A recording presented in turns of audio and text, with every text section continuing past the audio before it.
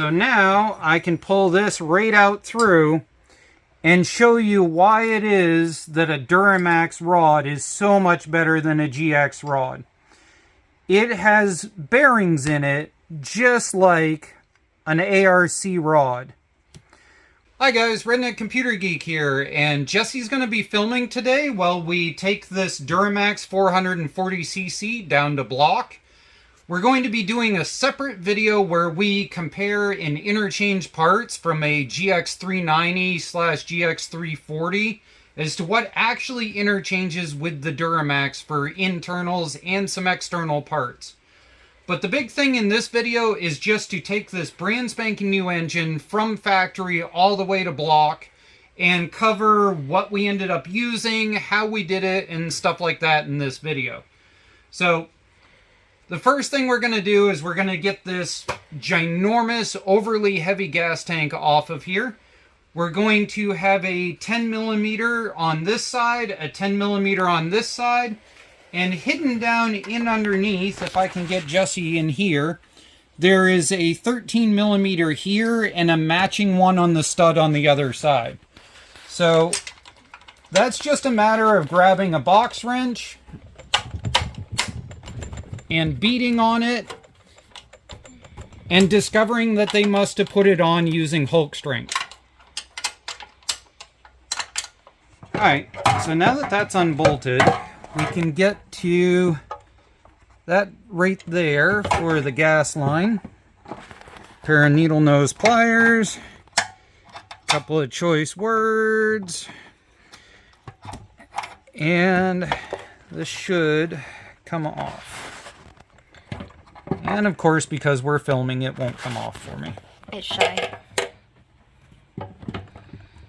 Alright, so next we're gonna get the air box off. As you can see, it uses a regular air filter. Now, one of the things is these Duramaxes use a filter that is way bigger than the standard Honda filter. It's ginormous. The thing is practically a shop vacuum filter. Now it does have the independent lid there, and it has a hidden 10mm right here that you want to pop off before you try and get everything else off of there.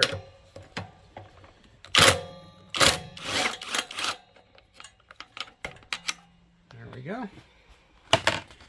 So now we're going to work on taking this housing off. We want to make sure that our gas is set to here so that we don't catch on the plastic piece. And then we're going to take off this 10mm and this 10mm.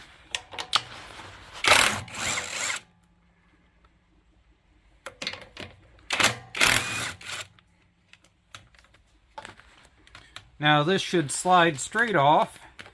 It is at a slightly different angle, I've noticed, than the GX's.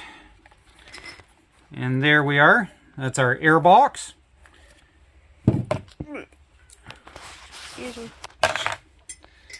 Alright. There's our spacer there. It is double-sided, the same as a GX.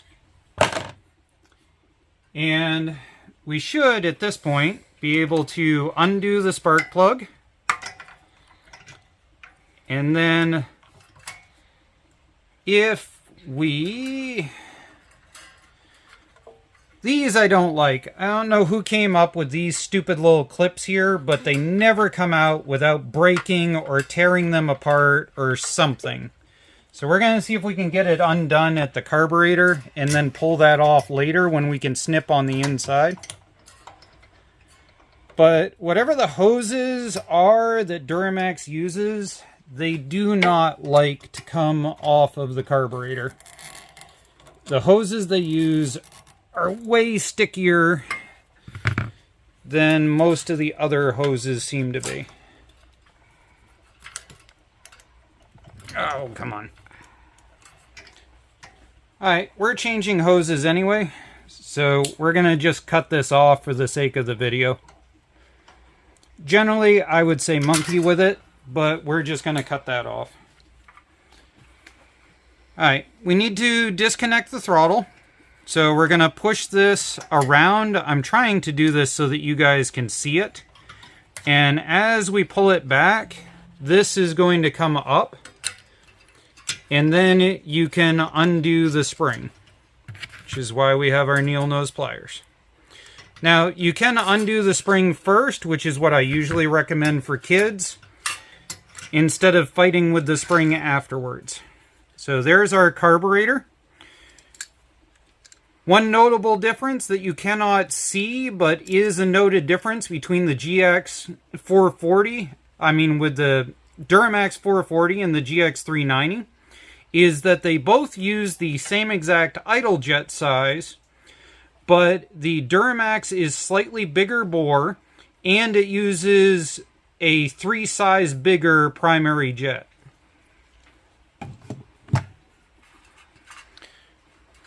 Now in here we're going to have a gasket, we're going to have a spacer, and like I pointed out previously, these are just a little bit different than the GX ones. They have this weird little nub that comes off, and it goes along with my theory that this is at a slightly different angle than the GX head is. And there'll be another gasket right in here. And this oftentimes causes leaks and lean conditions that people don't think of. So our next thing is going to be removing this exhaust. And these are 13 millimeter. And they should just snap right off nice and easy. Well, we're on the things that are different. The spacing for the nubs on a Duromax for these two studs here is different than it is on a GX. And also on these stubs, this planed out piece here is shorter on a GX. Alright, next we're going to do the throttle plate. And one unfortunate thing about these Duramaxes is that they do not have the let me rephrase that. They have the hole pre-drilled in order to be able to put wire tie-down nuts, but they do not have any on them, which is kind of weird. There's an 8mm on this side, an 8mm on this side, and an 8mm on this side, and it should come right off. So we've got one, we've got two, and we've got three. And now at this point, we should be able to pull the assembly up and forward. Now, the key to up and forward is that it has this dumb little lip, and that dumb little lip ends up in underneath here. So you have to pull it this direction to get it out. There we are. Yeah. I'm not the only one sick of the rain currently. Duromax makes one of the most overbuilt covers in all small engines. So it's got an 8mm here, here, underneath here, under here, and one hidden behind the starter. Well, there. Okay. Alright, so we'll pull these off. Show them underneath. Oh, hold still. Alright, here we go. There we are. So there's your pull start, and you can see the tabs coming out and everything. This is interesting that this is plastic. I'm going to have to look at the GX one, but I think that's metal on a GX. I'll have to double check. Underneath here, we can see that it's got a regular standard coil like the GX does. And we've got a cast iron flywheel, and your starter comes in on this side. If we look in here, we've got the same starter mounting bolt locations as a GX has, but it looks as if they're a much smaller bolt than a GX. I'm going to bet that those are probably a 10mm, and they are. I wanted to have Jesse come down here and show that this has the same little captive thing that a Honda uses. And you gotta get in there, and then there's no real good way to do this that isn't in the way of the camera, but basically you have to pull that sideways, and that's your kill wire. And then you're gonna undo these 8mm here to take your coil off. Alright, we're going to break down the electrical system here. We've got an 8mm and an 8mm up here in order to drop that assembly off of there. I'm going to pop open this overgrown bread tie down here. And once we get this open, we're going to have the oil sensor kill, which are these two wires here that we're going to pull apart. There's one, there's two. This wire that runs up and over behind the starter, this goes to the coil in order to kill the engine. So if this wire gets connected to ground, that kills the coil, the engine will not run.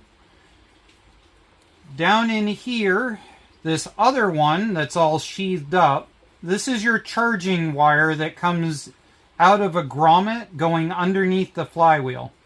So this should be a brown wire, and it is. And we're going to disconnect that.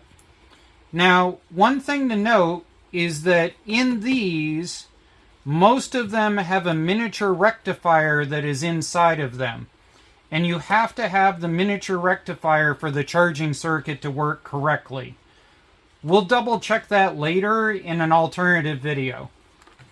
But right now, all we should have to do is undo this, drop everything on the ground. Now, if I'm correct, we should be able to undo this one and undo this one, and the rest of the starter assembly should come off.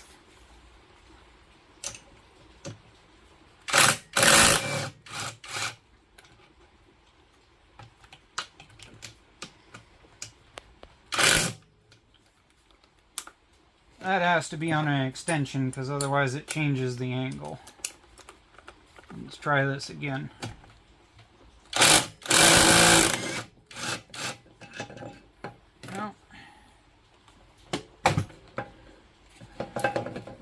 Alright, I am going to have Jesse showing up close on this. I don't know if you can see this one here. But this is one of my only quibbles I have about Duramaxes. The quality on the bolts that a Duramax uses are not grade 8 quality like a Honda. I would bet these are probably like grade 2. And really, in all honesty, if they would just up it to a grade 5, it probably would solve all of the burring issues that these things get. We're going to work on taking the flywheel off at this point. We did figure out that it's a 23mm, just like a GX is. So we're going to pop that off and set that aside. Let's see if the plastic will come off. That came off nice and easy. Now we're going to stick this on here. We're going to put it on so that it's flush, and then we're going to rotate it out 90 degrees. That way it still has plenty of thread, but we have something to hit. I'm going to pry out on it. Oh. That does not have a flat lip like a GX does. Let's find a different spot to pry here. Alright. This is not a good angle for this. Let's see. Let's try right here. This is a classic case where trying to do it on camera makes the job way worse than what it needs to be. Because I'm trying to be at an angle that you guys can see what I'm doing, and it makes it a much harder trick. There it goes. along with my elbow into a very sharp piece of metal. So now we undo that. And we pop this off, which never wants to come off. So there's our flywheel. We'll have to check magnet size compared to the GX. We've got a regular standard charger coil right here. Make sure you take the key out. I forgot in the last video until we were about to pull the crank right out. Now if it's stuck, you can put a flathead in like this and you can tap it. If it's in good condition, most of the time you can just grip onto it and pull up. And then pull up again. And there we are. Let's pop the head off this thing. Now it does definitely use the same style as the GX as far as this is concerned. We'll have to make sure these gaskets are interchangeable later. We're going to pull these off, which definitely look to be a 10mm. Let's see what the underside is. Not a 13. Okay, so that's a 14. So we're going to pop this off. Pop this off.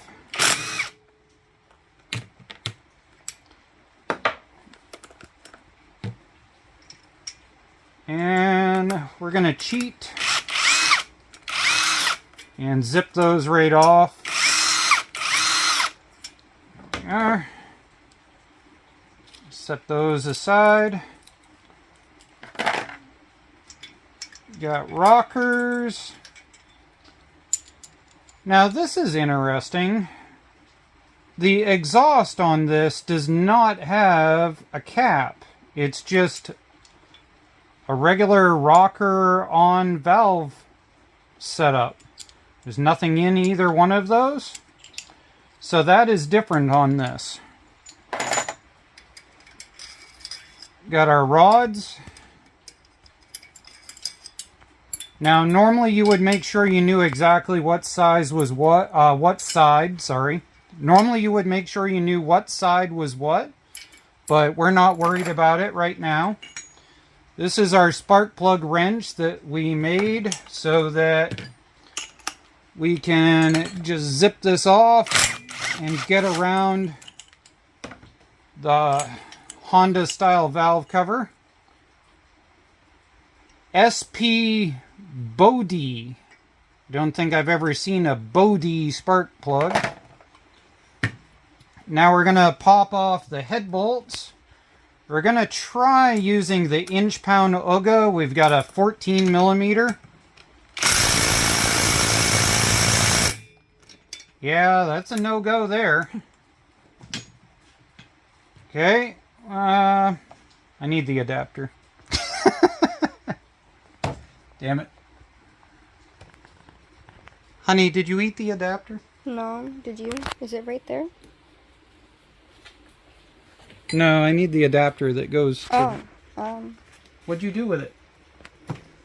the frog took it. The frog ate it. The baby frog took it.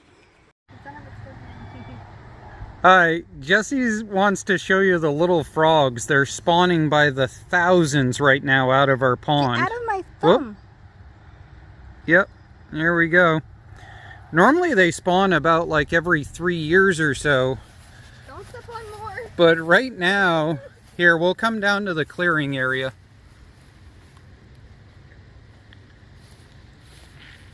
Every one of those black dots is a frog. Jumping. The grass for like a 20-foot radius of the pond right now is moving on its own with little black dots. The whole entire section over here is all spawning. Okay, are you filming? Yes.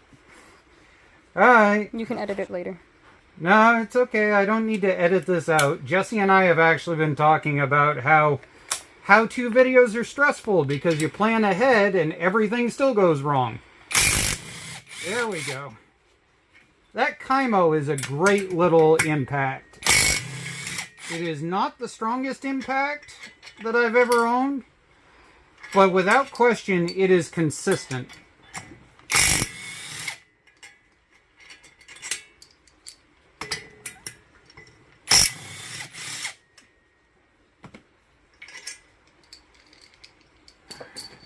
Now, let's see if this will pop off without me having to thump on it. This is a never been run engine, so it should just pop off. We shouldn't have to fight with anything. There we go. Oh yeah, it's still got the assembly markings and everything on it. Does have the arrow to indicate direction and everything. Nice big head. We'll make sure to do a bunch of measurements and everything when we do our comparison. Give me just a sec. I want to show you one of the biggest arguments ever. Here's the head gasket that came off of the stock GX. And here is the head gasket that comes on this Duromax. And of course, it doesn't want to come off nicely. Trying not to destroy it. There we go. Ah, we destroyed it. Oh well. I'm going to lay these over each other. If you can't tell that there is a difference in the size of that cylinder, I don't know what to tell you. I literally can hide half of my fingertip behind there. That is how absolutely ginormous this piston is compared to a regular GX piston. We're going to pull our side cover off so that we can get our cam and everything out of here. It says 5/16 and 3/8 down here, which corresponds to the 5/16 and the 3/8 that are here.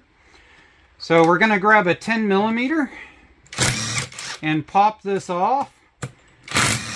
Now, there really should not be very much oil in this because it should just have the oil that was in it for turning it over in testing at the factory.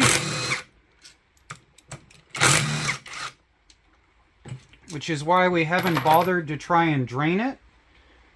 Again, it hasn't been run, so it shouldn't take very much to pop it open. There it goes. So your cam is going to be underneath this side, and if you're looking in underneath, you should be able to see whether it's lifting the cam out, which is an issue that engines have when they're older. Most newer engines usually tend to lift out without pulling the cam, especially if you've got them angled like we do this one. We've got a giant main bearing. We've got our balance shaft bearing here, and we've got our governor there. And yet again, we're ripping all the gaskets today. Apparently this thing just wants to eat gaskets. So this is our balance shaft here. Same idea as it is in a GX.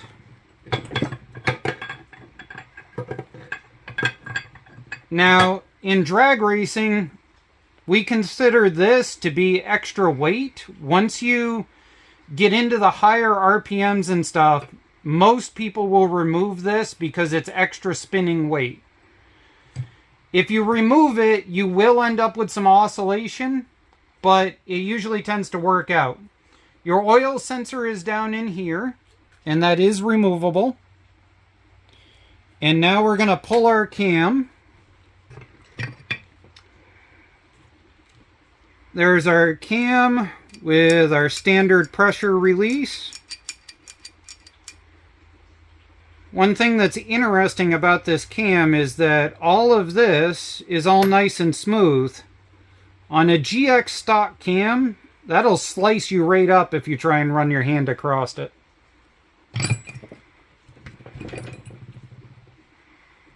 There's our lifters. We can set those aside. And now we're going to rotate this around so that we can get to our rod ends. And we're going to get those pulled off of there. They look to be 10mm.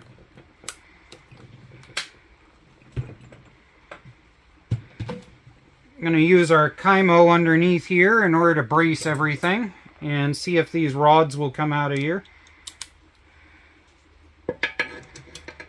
Oh, that doesn't fit. Let's rotate it some more. Will it fit there? There we go.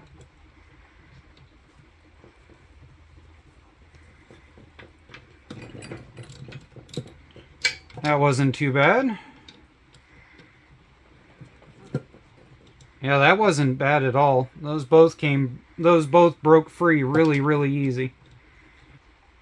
There we go. There's our two rod bolts out. You want to make sure not to pry on the tail. The tail is easy to break. We're going to see if we can get that to pop off. There we are. Now here is the selling point of a Duromax 440. It has bushings, bearings, whatever you want to call them. I can't think of the term right now. So just screwed that up. Want me to stop? Oh, nope. I'm just going to leave it in there. I just apparently got myself tongue-tied.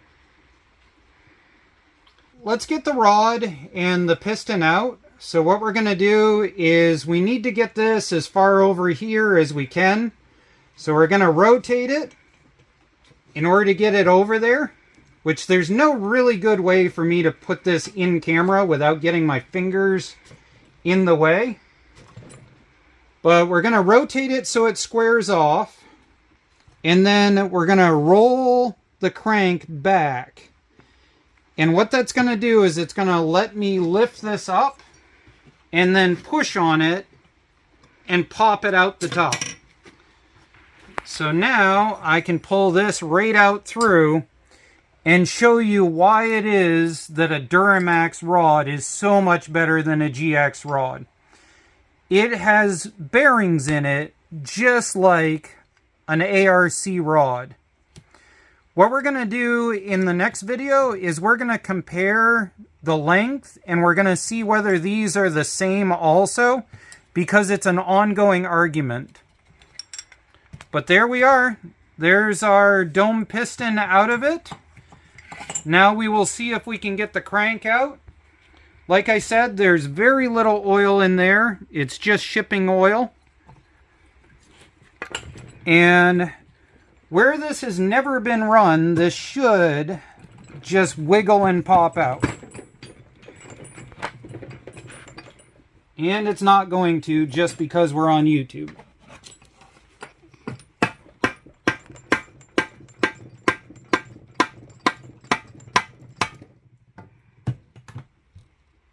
There we go. There's your crank. And with that, we are officially down to the block. Now, if you're doing this for a rebuild for a generator or something, you would probably leave the oil sensor in. If you're doing this for a go-kart assembly or a dragster or something, this will come out and this will get plugged. Have a good day, and thank Jessie for playing Camera Lady. Bye.